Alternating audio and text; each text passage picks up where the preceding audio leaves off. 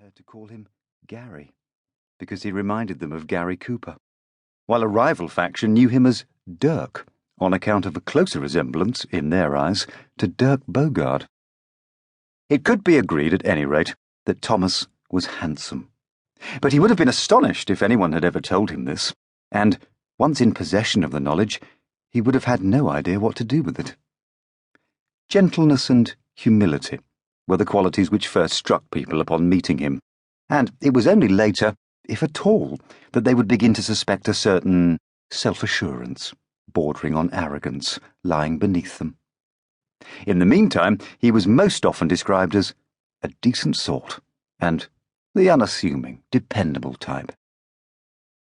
He had worked at the COI for 14 years, starting in 1944.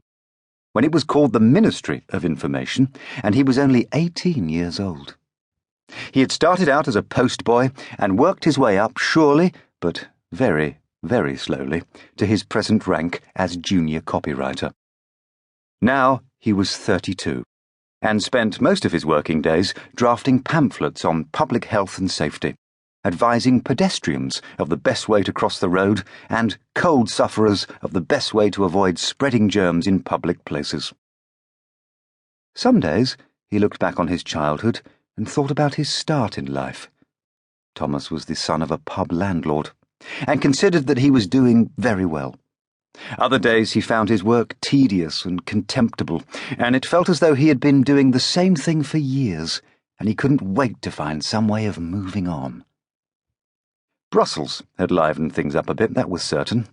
The COI had been given overall responsibility for the content of the British pavilion at Expo 58, and this had immediately led to a frenzy of head-scratching and soul-searching around that maddening, elusive topic of Britishness. What did it mean to be British in 1958? Nobody seemed to know. Britain was steeped in tradition, everybody agreed upon that. Its traditions, its pageantry, its ceremony were admired and envied all over the world.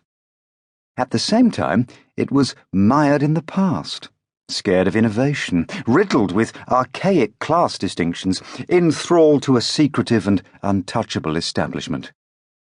Which way were you supposed to look when defining Britishness? Forwards or backwards? It was a difficult conundrum, and the Foreign Secretary was not the only person to be found sitting at his desk in the years leading up to Expo 58, muttering, "Those bloody Belgians," on long afternoons when the answers did not seem to come easily. Some positive steps were taken.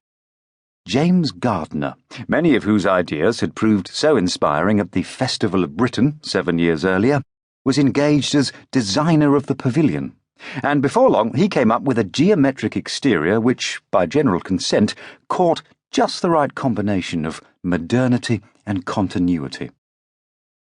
It had been allocated a very favourable position in the Exposition Park on the Heysel Plateau just north of Brussels. But what should go inside it? Millions of visitors were expected to flock to the Expo from all over the world, including the African and Soviet bloc countries. The Americans and the Soviets were bound to produce national displays on a massive scale. What sort of self-image did the British want to project, given the opportunity of such a vast global stage and such a curious and diverse audience? Nobody appeared to know the answer. But by common consent, Gardner's pavilion was going to be a thing of beauty. That was beyond dispute. And, if it was any consolation, there was one other thing that everybody was agreed about. The pub.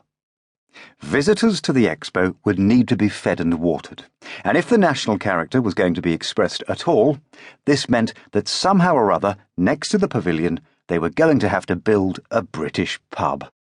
And just in case anybody missed the point, the name of the pub would leave no room for ambiguity. It was going to be called the Brittania. This afternoon, in the middle of February 1958, Thomas was checking the proofs of a pamphlet he had helped put together for sale outside the pavilion. Images of the United Kingdom. There was a small body of text interspersed with attractive woodcut illustrations by Barbara Jones.